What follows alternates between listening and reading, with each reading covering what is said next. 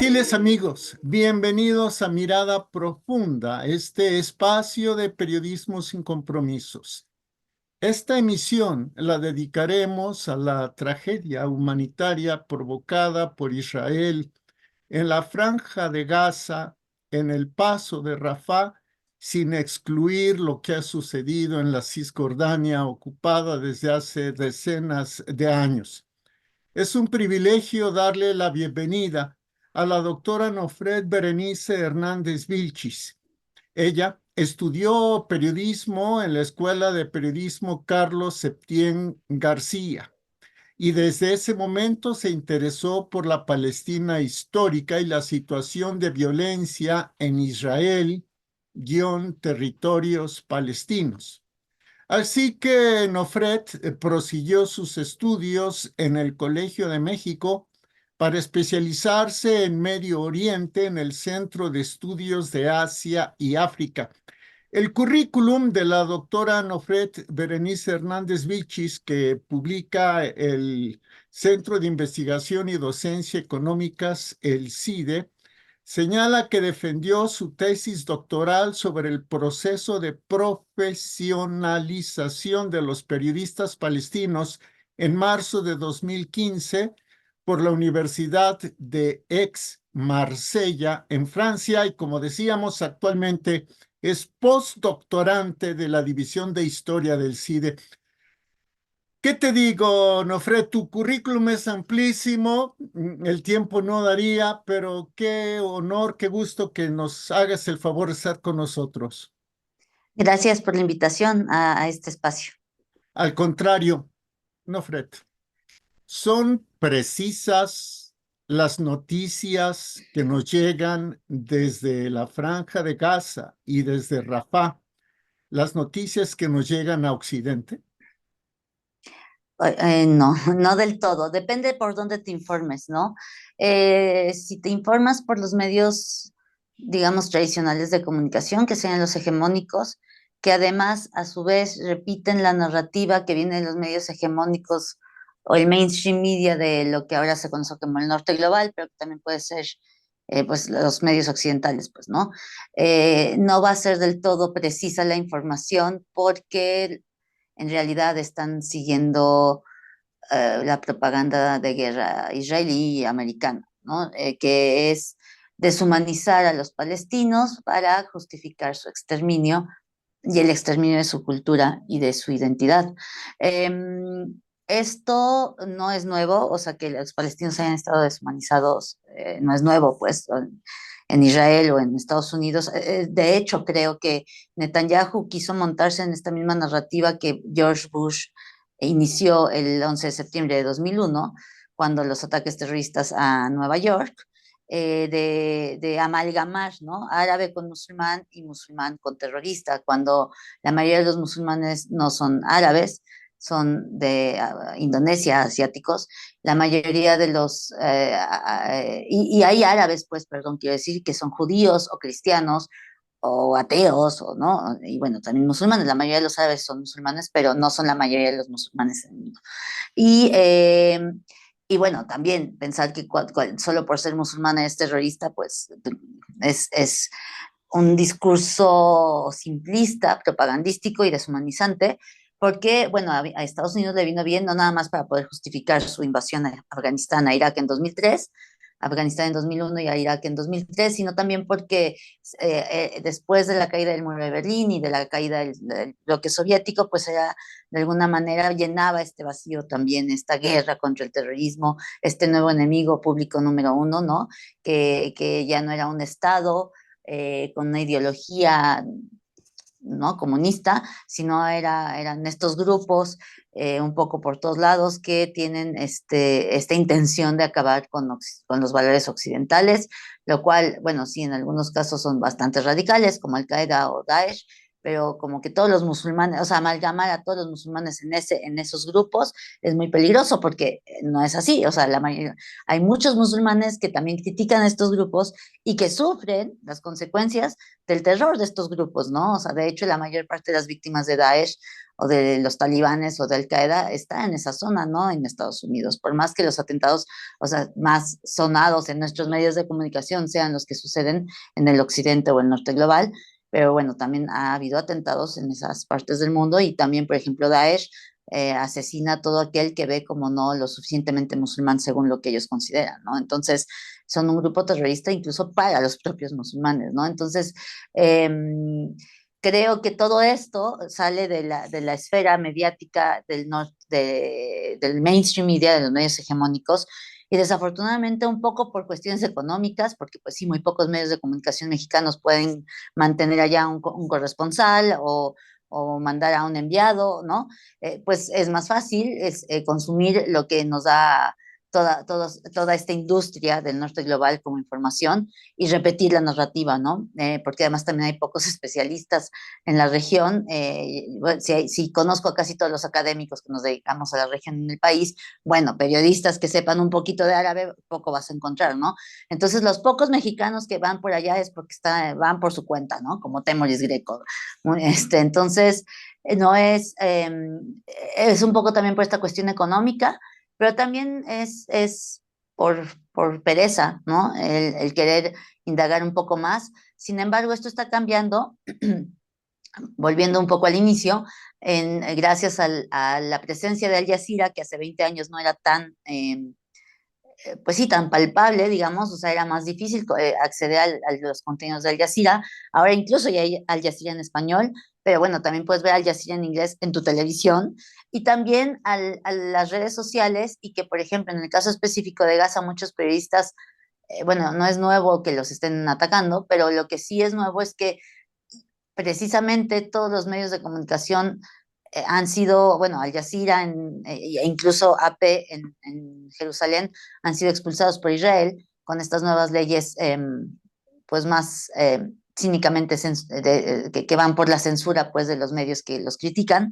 Eh, Había otras formas de censura antes, ¿no? Mucho más sofisticadas, pero bueno, ahora ya es más abierto, pues. Pero en Gaza, pues son los propios periodistas palestinos los que en sus redes sociales o a través del Jazeera están enviando, pues, imágenes terribles de esta masacre, de este genocidio, y entonces si tú te informas por estos otros canales, que también estas imágenes llegan a medios alternativos de Estados Unidos o de Francia o incluso de México, bueno, pues entonces igual sí puedes tener un poquito un mejor balance, pues.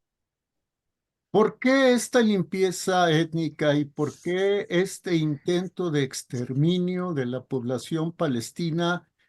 En este momento hablaría de Gaza y de este ataque que me parece de una criminalidad absoluta, donde están cientos de miles y miles de personas en Rafah. ¿Cuál es el móvil ideológico? ¿Cuál es el móvil político? ¿Cuál es el móvil económico?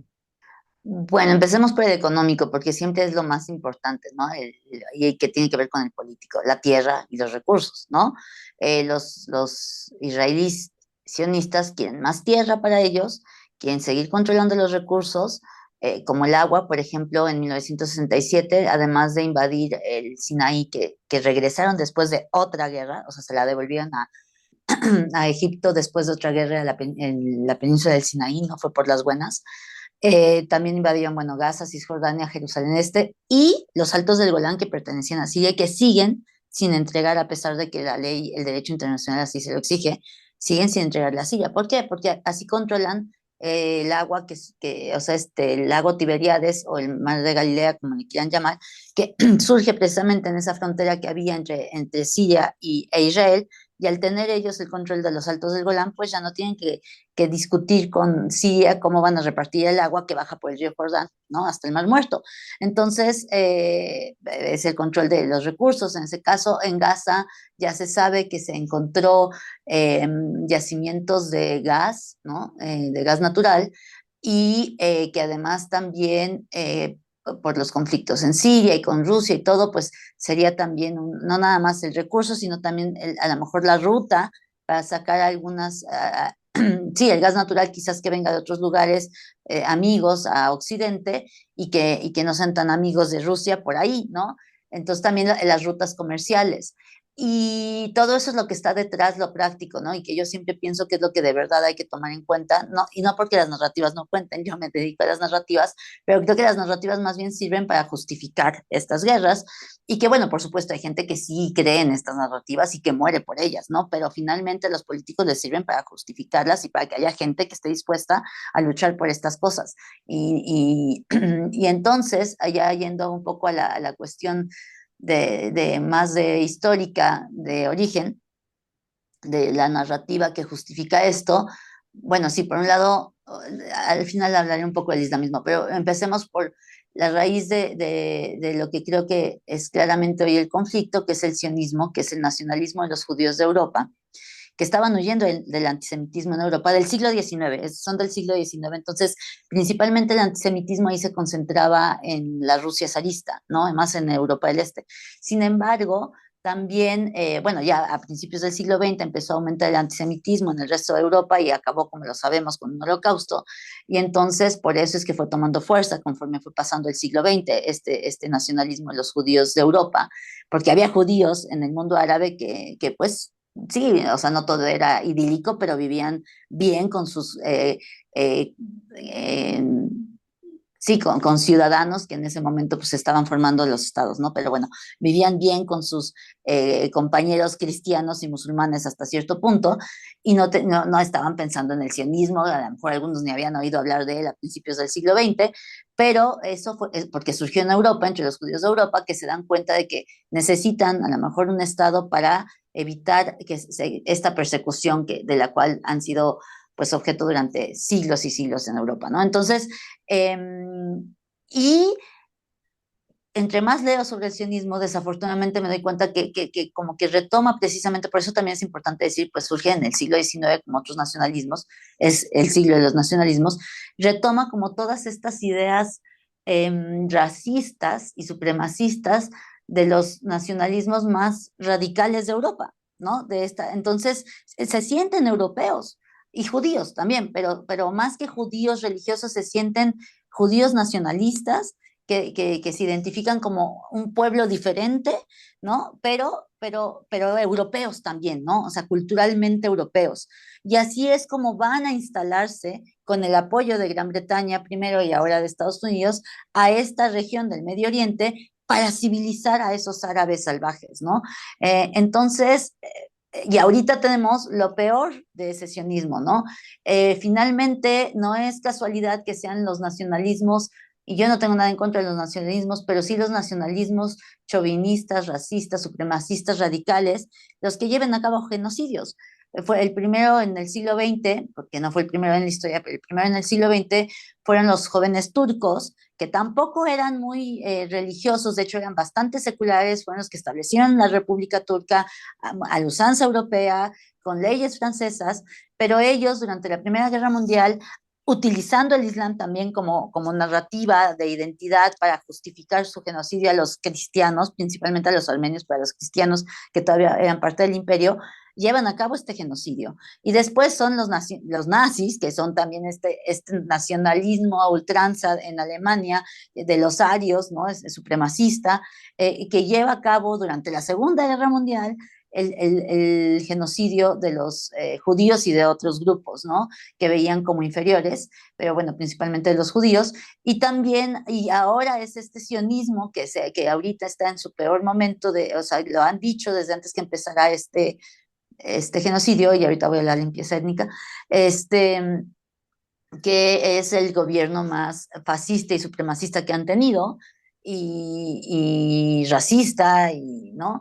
Y de ultraderecha, que, que, que ahora justifica el exterminio de los palestinos deshumanizándolos, ¿no? Y ahí voy entonces a esta primera parte que hacías, como de la pregunta, que la limpieza étnica es la antesala del genocidio, y un genocidio, y no lo digo yo, también lo dice Francesca Albanesa, la relatora especial de la ONU en Gaza, que es un proceso, ¿no? Y en ese proceso, justo la limpieza étnica de la cual los palestinos han sido, pues, la han experimentado desde hace por lo menos 76 años, desde 1947-48, y que ha sido continua desde entonces, ahora ya es un genocidio, porque para que el genocidio sea posible, la población tiene que aceptarlo y para que la población lo acepte tiene que deshumanizar a ese otro. Y para que esa deshumanización surta efecto no es de ayer. O sea, es que ayer ya lo hacen evidente. O sea, Galán ya lo dijo abiertamente el 9 de octubre, que son animales y los van a tratar como animales. Pero eso lo decían desde hace décadas. Lo que pasa es que no lo decían públicamente. Ahora ya lo hacen público, porque llevan 50 años de violar el derecho internacional Israel impunemente, porque sus amigos lo permiten, porque ese es el problema de este conflicto, creo, que al final, sí, por supuesto, está muy mal lo que hizo también Hamas y que también justifican en la religión a lo mejor estos ataques terribles que hicieron el 7 de octubre, pero lo que hay detrás, como dijo Antonio Guterres, o sea, la violencia no sucede en el vacío, lo que hay detrás es estos 100 años desde que la declaración Balfour despoja a los palestinos, 107 años en 1917, durante la Primera Guerra Mundial, que le dice a los sionistas, sí, pásenle, vamos a ayudarlos a tener ahí un Estado para ustedes, y que no menciona a los palestinos como tal, simplemente los menciona como comunidades no judías, entonces y no habla de sus derechos políticos.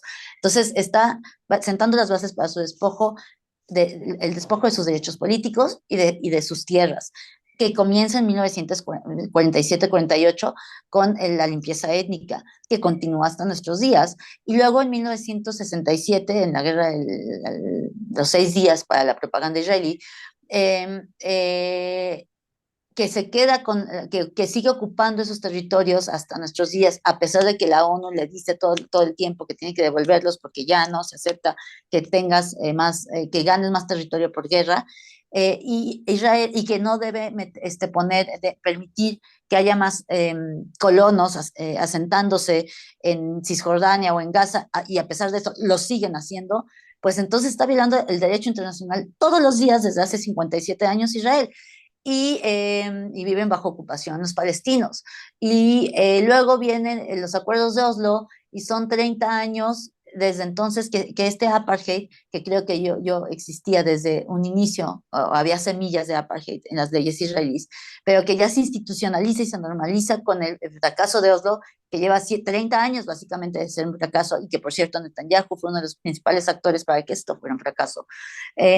Y después tenemos 17 años más o menos de que encerraron a Gaza, ¿no? Porque sí le hicieron una prisión al aire libre, en realidad lo que hicieron fue un campo de concentración, porque, y no lo digo yo, también lo dice una escritora israelí, bueno, judía de Europa Oriental, que casi le quitan el premio Hannah Arendt por decir esto, que era un gueto, por escribirlo en el New Yorker, y que ahora el gueto está siendo liquidado, porque todo, o sea, dicen que jamás controla, jamás administra, igual que la autoridad palestina, administran lo que pueden, pero el que controla todo es Israel.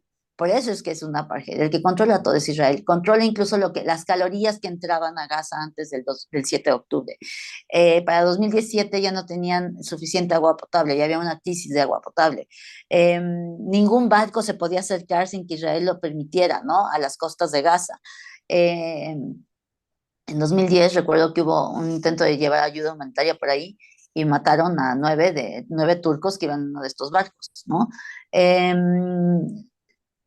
los israelíes. Y entonces, 17 años de este gueto, que ahora se han convertido sí, en un genocidio, pues en un exterminio, y que lo que quieren es pues más territorio para controlar recursos, rutas comerciales y seguir quedándose porque además el gobierno que está actualmente en Israel habla muy claramente de que quiere un Estado solo para los judíos. ¿Y qué vas a hacer con los 7 millones de palestinos que viven ahí? ¿No? Ni los 7 millones de israelíes judíos se van a ir a Europa, ni los 7 millones de palestinos musulmanes o cristianos se van a ir a Jordania. Entonces, y ellos claramente lo han dicho desde hace varios años, porque ya llevan 1 año o 2 en el poder, que quieren solo un Estado para los judíos.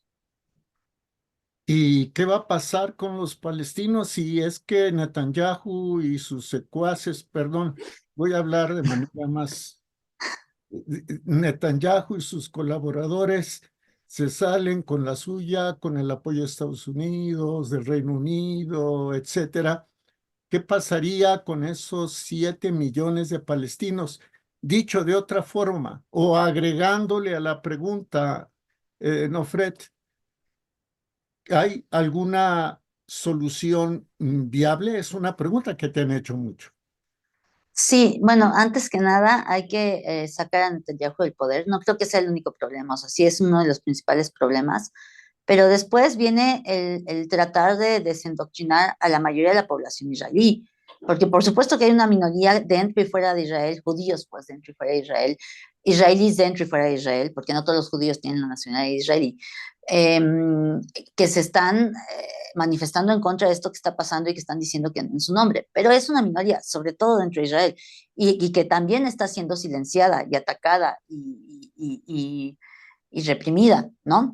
Pero la mayoría de la población dentro de Israel está endoctrinada, como lo estaban los nazis, como lo estaban los turcos, bueno, los otomanos quizás durante la Primera Guerra Mundial, los soviéticos quizás también en algún momento, por poner algunos ejemplos, pues, y entonces para que un proceso de reconciliación sea posible, pues va a pasar mucho tiempo, porque bueno, también ha habido violencia de la otra parte, por supuesto que hay que tomar en cuenta y que también hay unos radicales endoctrinados ahí, pero yo que conozco la zona sí creo que es mucho más amplio el endoctrinamiento por parte de la población israelí que por parte de los palestinos. O sea, sí hay radicales palestinos endoctrinados, que seguramente va a haber más después de estas escenas apocalípticas que se están viendo y viviendo en Gaza, pero bueno, por eso el proceso entre ellos de reconciliación pues va a ser lento, o sea, así como entramos ya a un proceso de genocidio,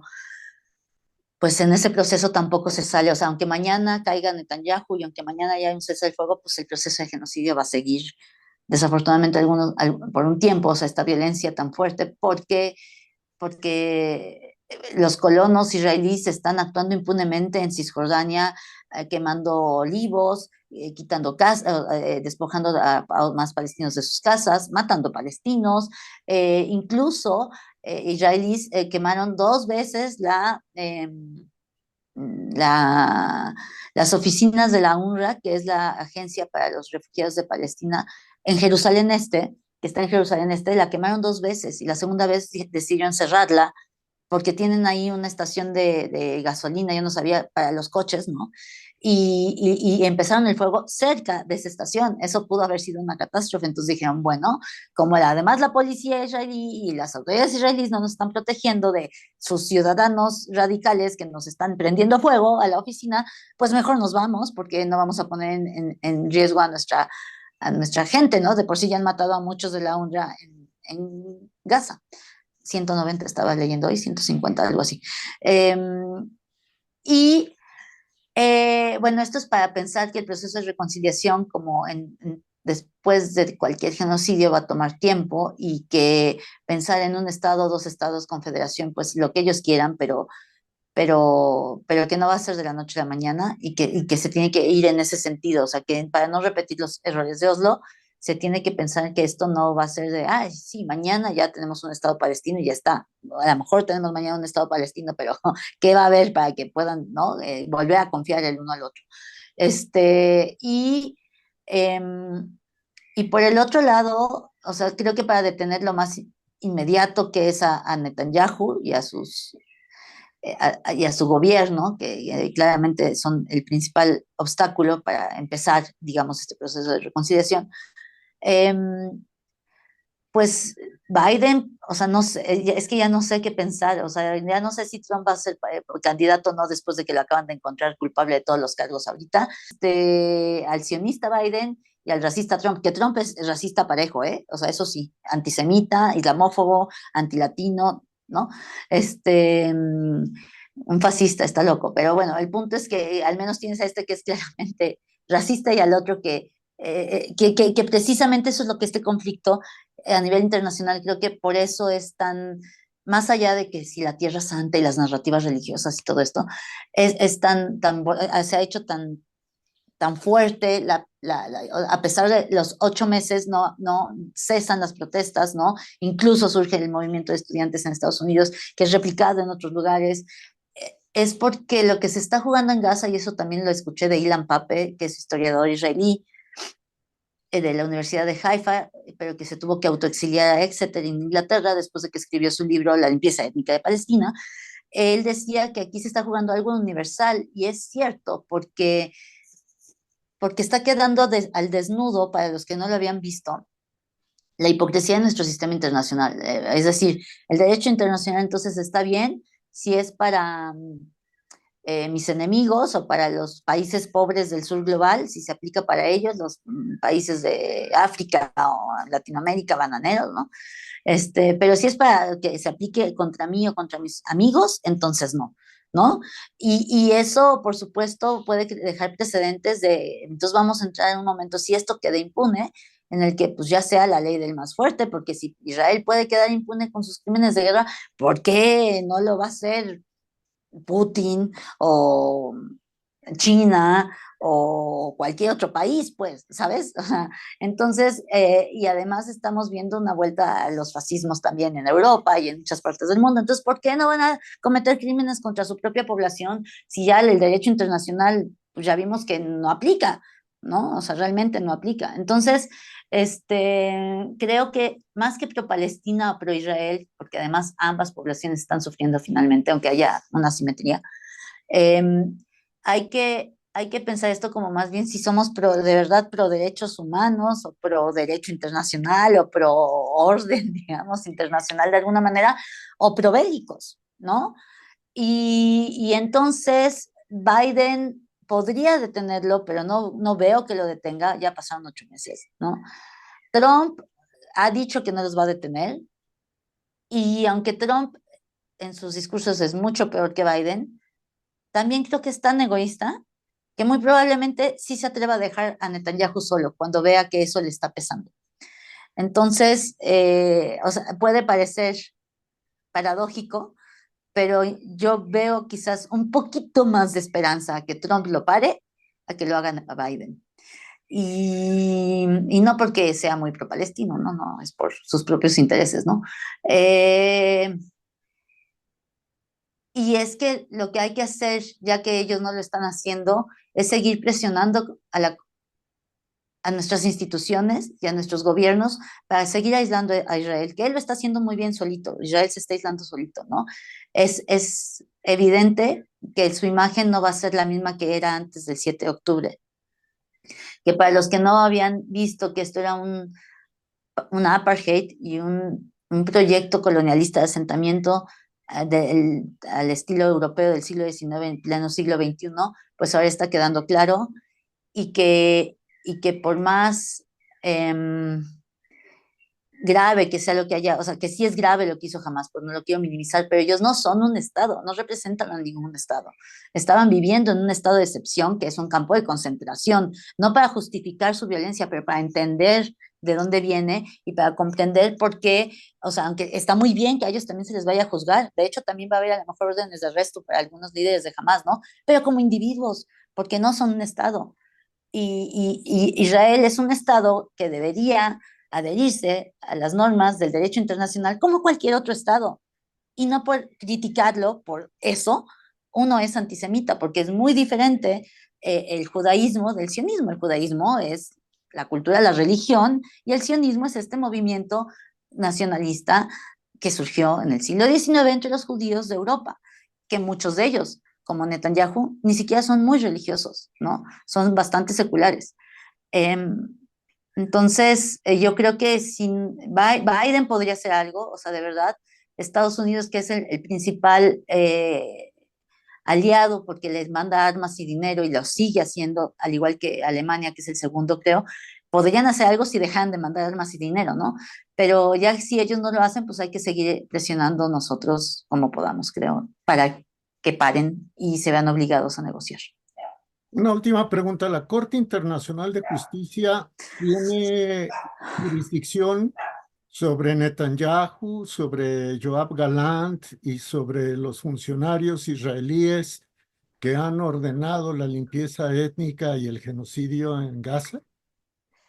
Sí, bueno, mira, para empezar hay que entender que la Corte Penal Internacional juzga individuos, que es en la que se está dirimiendo, y por cierto hay una jueza mexicana que se llama Socorro, no me acuerdo el apellido, que se están ya, o sea que Han, el presidente, ya mandó a pedir las órdenes de arresto y ya se está discutiendo en una sala de varios jueces, entre ellos una mexicana, Socorro, y que ya si ellos deciden que sí hay elementos para pedir las órdenes de arresto, entonces, por ejemplo, Netanyahu, nosotros como firmamos el Estatuto de Roma de esa corte, si pone un pie en México estaríamos obligados a arrestarlo. Entonces sí se le va a hacer más pequeño el mundo a Netanyahu y a Galant si esas órdenes de arresto se emiten, ¿no? Porque sí estamos obligados y ya dijo Francia que lo va a hacer, y dijo Alemania que lo va a hacer, y bueno, hay Estados Unidos y Gran Bretaña, ¿no? Por supuesto, pero creo que ni siquiera han ratificado, bueno, Estados Unidos no ha ratificado ese estatuto,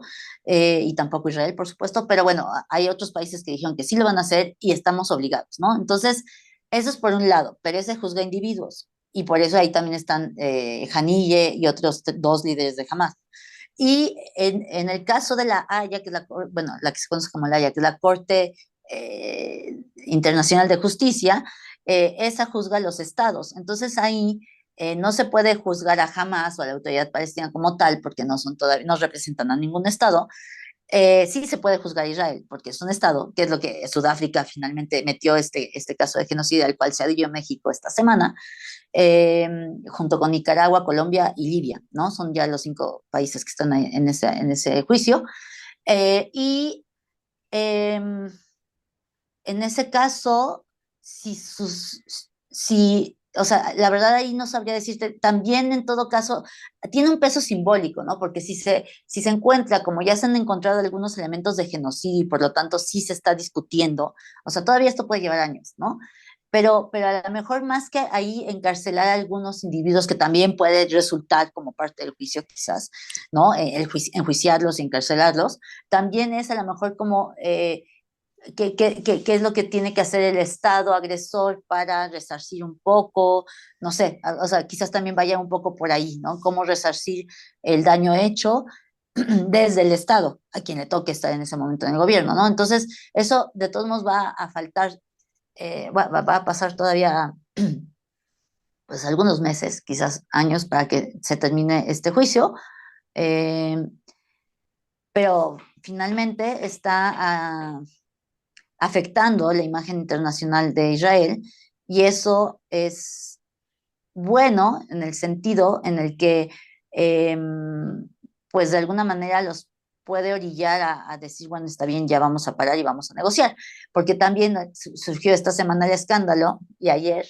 siguiendo en el escándalo, que hace 10 años y durante casi esos 10 años, o sea, bueno, como 8 años, el jefe del Mossad estuvo intimidando y amenazando a la antigua presidenta de la Corte Penal Internacional, o sea, la antecesora de Han, porque desde entonces ya se habían, en 2014 ya se habían metido, no me acuerdo quién lo hizo, Palestina con quién más, ya habían metido pues documentos, como lo hizo también ahora Chile y México en este año, principios de este año creo, eh, para juzgar crímenes de lesa humanidad en Gaza, ¿no? Por lo que pasó en 2014, que hubo otro bombardeo, contra quien resultará culpable jamás ejército israelí, o sea, individuos que resultaban culpables.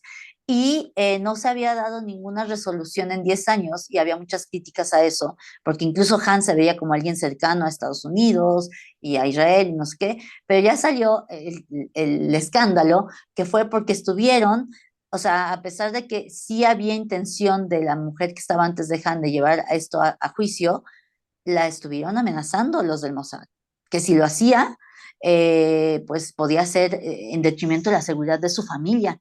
Y aún así ella se atrevió antes de que acabara su mandato, a dejar ahí iniciado el proceso. Y lo que resultó, o sea, lo que vimos la semana, una semana, 2 semanas, pues que Han salió a decir, 2 semanas creo ya, de que sí hay elementos para creer que Galán, Netanyahu, Ismael Haniyeh y los otros dos de Hamas han cometido crímenes de, de guerra en Gaza y de lesa humanidad. resultó de esa investigación que empezó en 2021, cuando antes de que ella se fuera, o sea, que ella dejó ahí iniciada. Y entonces, esto, o sea, todavía no es por lo de 2024, yo no lo había entendido hasta ahora, es por lo de 2014 que ella dejó ahí iniciada en 2021. Y para no acabar ahí el escándalo, hace 2 años, en 2022, el periódico Haaretz, que es el periódico como es considerado como más de izquierda en Israel, eh, iba a publicar este escándalo. Y al reportero, creo que sí, el reportero que lo iba a publicar, también lo amenazó el mismo presidente o la cabeza pues del Mossad, que era el mismo en ese momento, eh, no me acuerdo qué Cohen, se apellida Cohen. Bueno, ese líder, ese presidente del Mossad, también amenazó a este periodista de Haaretz, diciéndole que iba a conocer la cárcel, básicamente, si se atrevía a publicar esto. Entonces, también, una vez más, creo que está quedando claro que Israel no es una democracia. Y desde mi punto de vista, en esto sí soy mucho más radical que algunos compañeros, creo que nunca lo fue. Y voy a decir por qué. Porque la ley de 1950 del retorno permite que cualquier judío en el mundo reclame la ciudadanía y la nacionalidad israelí con todos los derechos y obligaciones que esto implica, pero no aplica para los palestinos que fueron expulsados en 1948 o en el 67 de sus tierras y de sus casas. Es solamente para los judíos. Y la ley de 1952 de ciudadanía establece una diferencia entre judíos y no judíos. Y por supuesto que hay árabes israelíes, o sea, palestinos, musulmanes y cristianos que tienen el pasaporte israelí, pero son tratados como ciudadanos de segunda, precisamente porque no son judíos. Y desde que hay una diferenciación entre ario o no ario, musulmán o no musulmán, cristiano o no cristiano, judío o no judío, árabe o no árabe, o sea, cualquier tipo de diferenciación, estamos hablando de que es un régimen discriminatorio que ahora ya claramente se ha institucionalizado en una apartheid. Nofret, muchas gracias. Y gracias a ti. Ha sido la doctora Nofret Berenice Hernández Vilchis, postdoctorante de la División de Historia del Centro de Investigación y Docencia Económicos, el CIDE. Muchísimas gracias a usted, porque como siempre decimos, nos ve, nos oye y participa. ¿Le gustó el video? Dígalo. ¿Le parece importante y compartirlo? Pues compártalo. Mejor, para eso tratamos de poner en sus manos, en sus pantallas, en sus dispositivos, este tipo de contenidos. Gracias y hasta la próxima.